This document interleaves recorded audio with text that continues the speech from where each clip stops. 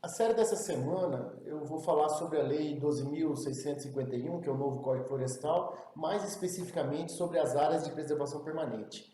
E o primeiro elemento que a gente precisa saber é que a Constituição Federal ela traz a obrigação de toda propriedade privada, seja urbana, seja rural, cumprir a sua função social, e dentro dessa função social está a questão de cumprimento da função ambiental da propriedade rural.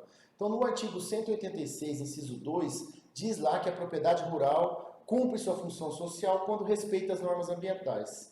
E no caso da área urbana, das propriedades urbanas, o artigo 182, parágrafo 2º da Constituição Federal prevê que a propriedade urbana cumpre sua função social quando respeita as normas do plano diretor e diretrizes municipais, nas quais estão previstas as questões ambientais. Aí, trazendo já para a Lei 12.651, que eu vou chamar de novo Código Florestal, que é mais conhecido, no que diz respeito à área rural, tem três elementos importantes que a gente precisa saber. Primeiro é a questão das áreas de preservação permanente, que é o objetivo do nosso vídeo. Segundo é a questão da reserva legal. E o terceiro, o cadastro ambiental rural.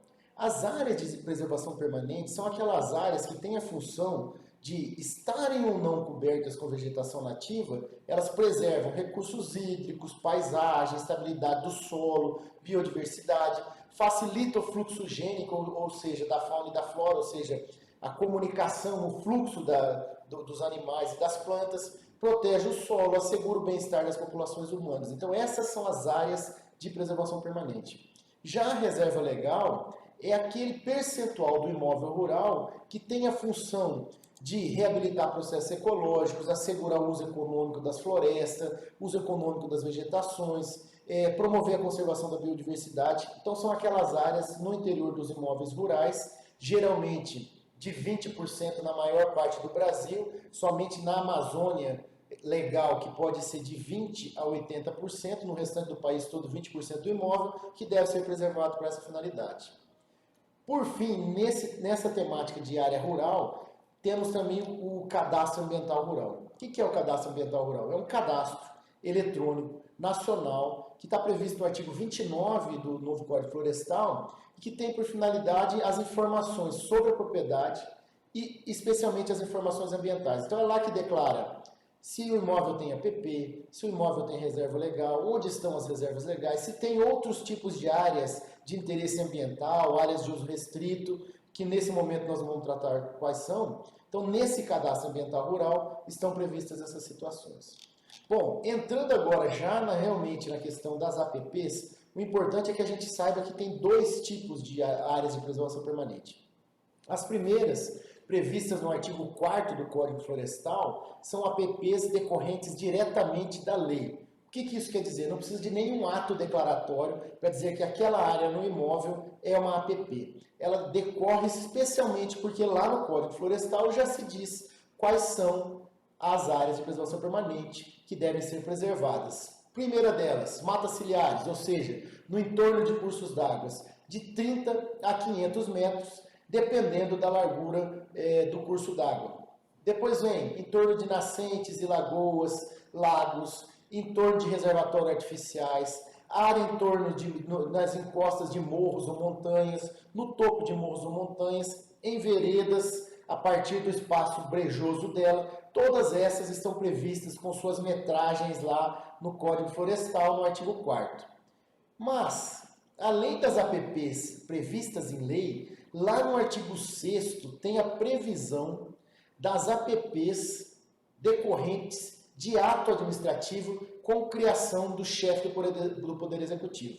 Nesse caso, necessita de um ato formal discriminando as áreas onde serão APPs. E elas têm por função proteger de erosões, mitigar risco de enchente, proteger restinga, vereda, abrigar exemplar da fauna e da flora ameaçada de extinção, entre outras finalidades. Então, essas APPs são as APPs decorrentes do ato administrativo, criadas por ato do chefe do Poder Executivo. Na segunda parte desse vídeo, eu vou falar um pouquinho sobre essas APPs, a diferença e a questão da indenização.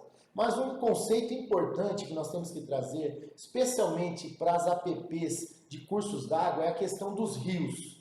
Se são perenes, intermitentes ou efêmeros. E também a questão do leito regular.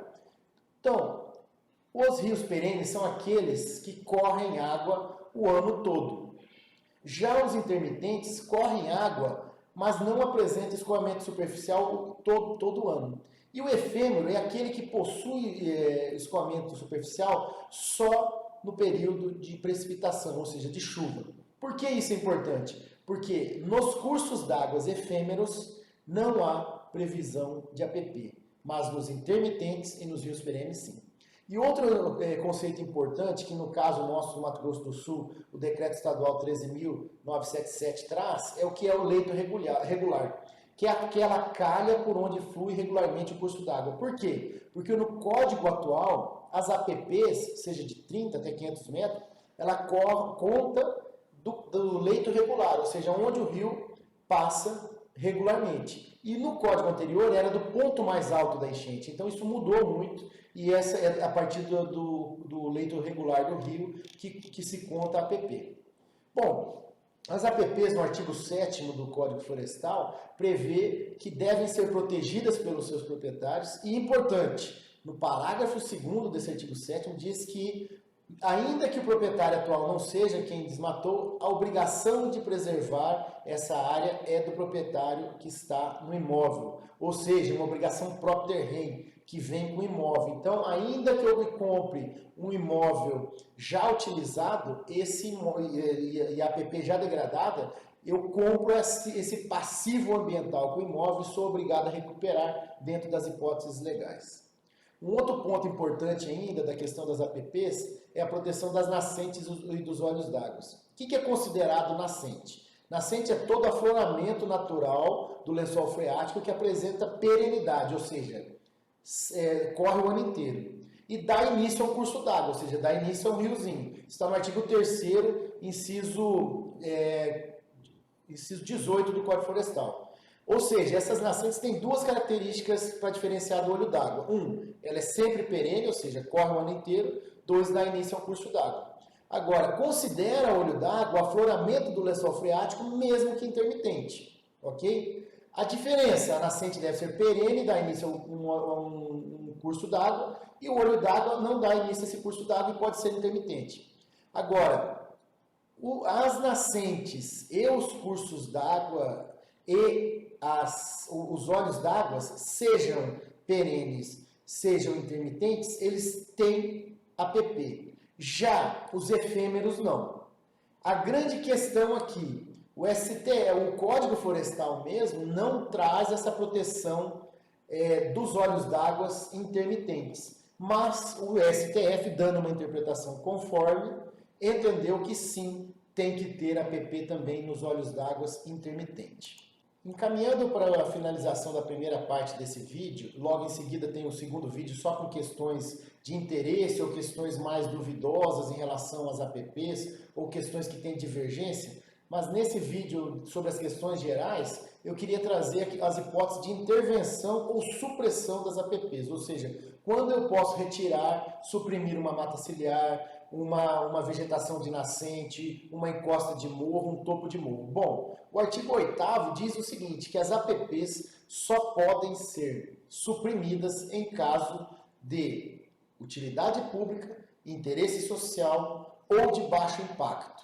E se for nascente, proteção de dunas ou restingas, essa supressão só pode acontecer em caso de utilidade pública.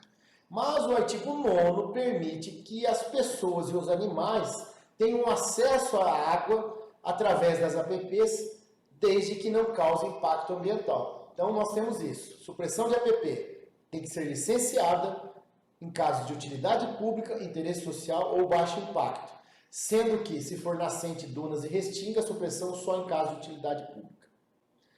Bom, agora nós passamos à segunda parte desse vídeo, onde eu vou tratar de questões